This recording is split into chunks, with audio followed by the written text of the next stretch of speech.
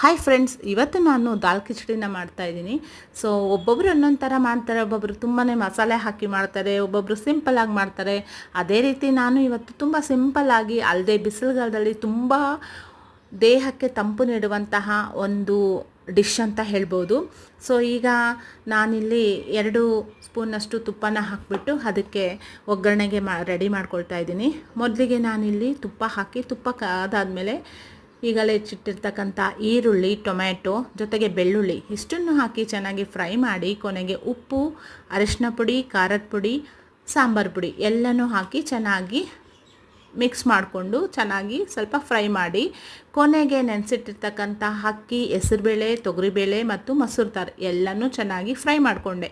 ಇದಾದಮೇಲೆ ಕುಕ್ಕರಲ್ಲಿ ಒಂದು 6ರಿಂದ 8 ಗ್ಲಾಸಷ್ಟು ನೀರು ಹಾಕಿ ಅದನ್ನು ಹಾಕಿ ಒಂದು 6 ವಿಸಿಲ್ ಬರೋವರೆಗೂ ಕೂಗಿಸಿದೆ. ಕೊನೆಗೆ ಈ ರೀತಿಯಾಗಿ ಕಿಚಡಿ